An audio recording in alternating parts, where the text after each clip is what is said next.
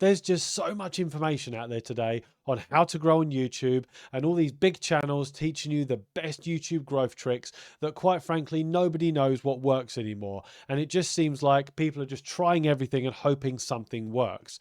Well, in this video, I'm going to show you the 5 strangest YouTube growth tricks that I've used, and one of them actually worked, and you'll be surprised which one it is. First off, and probably the most popular one right now, is making bad videos. And this was a trend that was started and pioneered by Sam Sulek, who just got a camera, started filming himself, doing his gym workouts and vlogging what he was eating for his daily protein intake and food intake and calorie intake, and just documenting his bulking and shredding journey. And some of his videos were 30 to 40 to 50 minutes long of him just documenting his entire journey without putting too much effort into it. He would just get a camera, hit record, talk about himself while he was in his kitchen eating his lunch, while he was in his car on the way to the gym, and then just setting up the camera, vlogging his workout.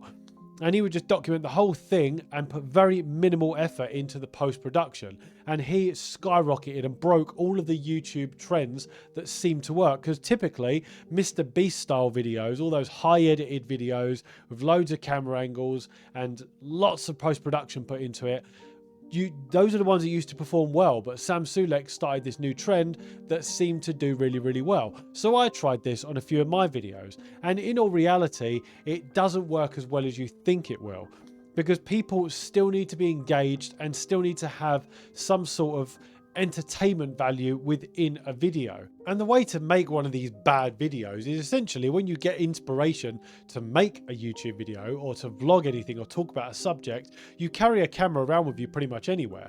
And then what you do is you just set up that camera, whether that's your phone or a pocket camera like the Osmo Pocket 3 or even your professional camera, and then you just set it up and you just start talking. You make no preparation whatsoever. You then just start talking throughout the whole video. You do zero editing to it, and you just post it exactly as it is. And your thumbnail is just a screen grab from the very first frame of that video. Maybe you put a little bit of text on it, and that is it. That is an example of making what we call a bad video. Now, sometimes it might work. Now, I tried this, and on the videos I tried it with, they got about 1,000 views, which might sound great, but it's sort of like an average view count for my channel.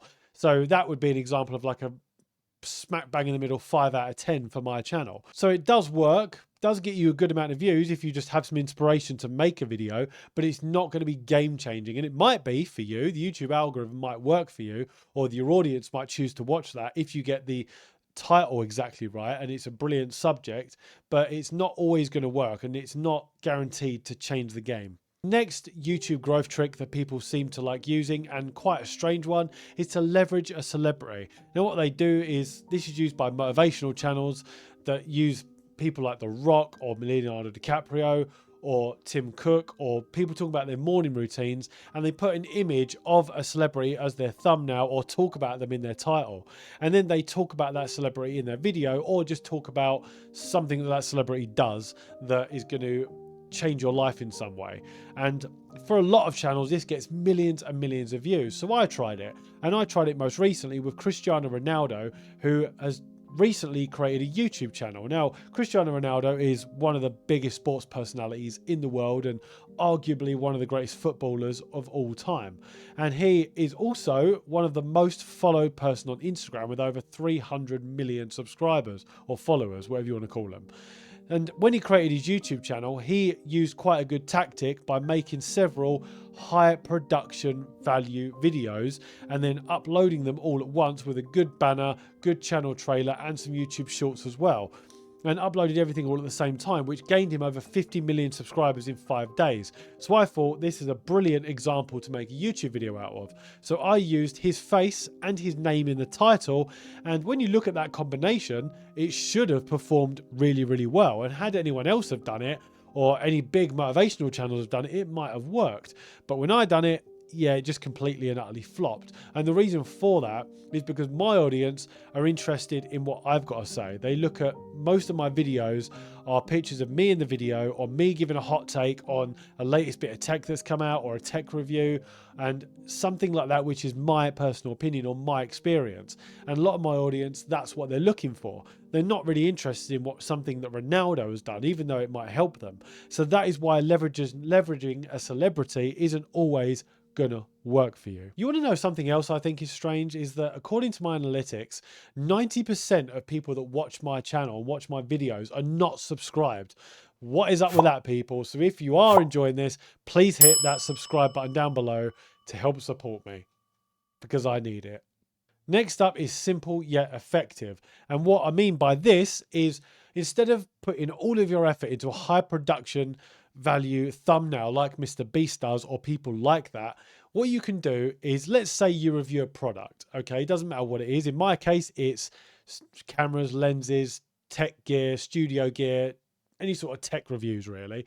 But you could do this for anything, whether it's a gardening product, motorcycle parts, pretty much anything that you review. If it's any sort of product, you can use this for. And let's say for me, an example is a camera. Now, I tried this with the Sony FX3 because the FX3 is arguably one of the best video cameras out there, used by filmmakers and YouTubers alike. And I wanted to talk about what the next generation of the FX3 might look like, the FX3 Mark II.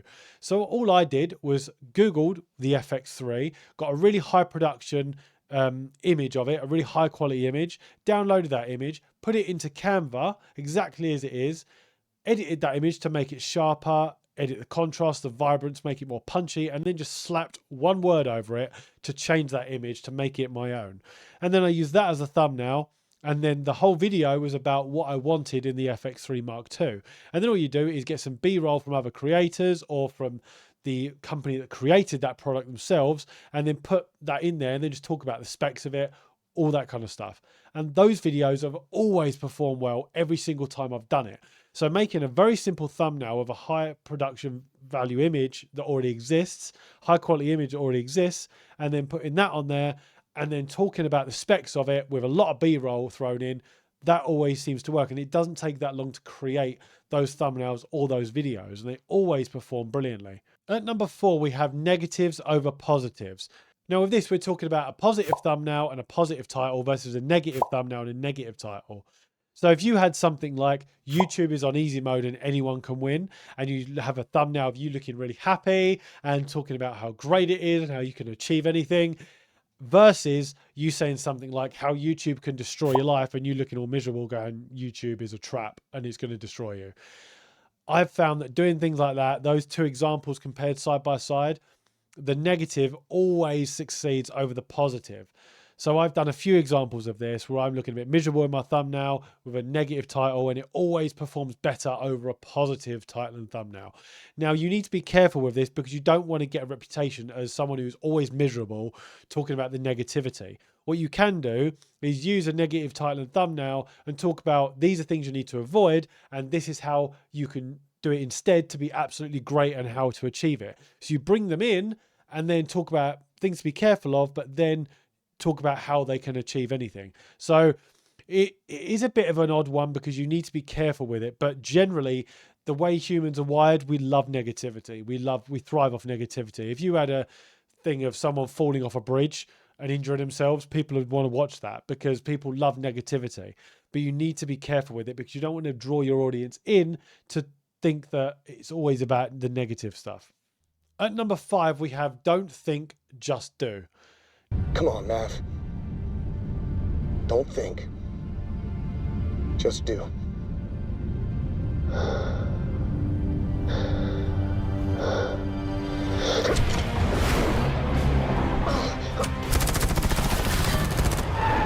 Now with this is a little bit similar to number 1, which is making bad videos, but there is a slight difference.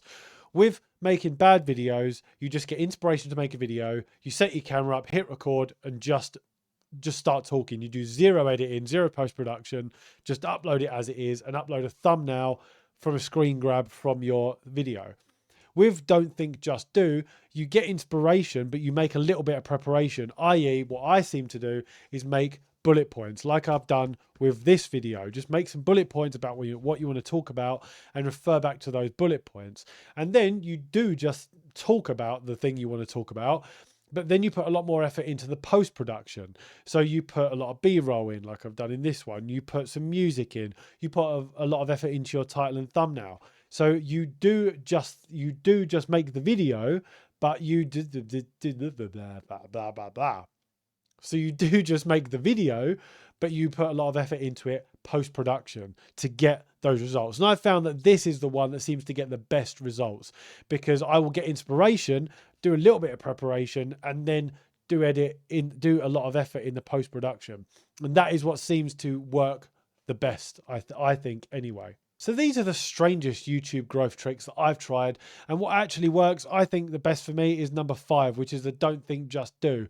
So you use that method, but then put a lot of effort into the post-production, and that seems to get the best results. Also, negativity, it does work and it does get you good results. Just be careful with how you use it. So what does this mean for you? Well, you really just need to do what's best for you and try and deliver the best content to your audience. Don't just try and jump on the best bandwagon or try and copy everyone else, because it does work sometimes, but ultimately you're just sacrificing things just to get views, when in reality you need to try and help your audience you're trying to connect to.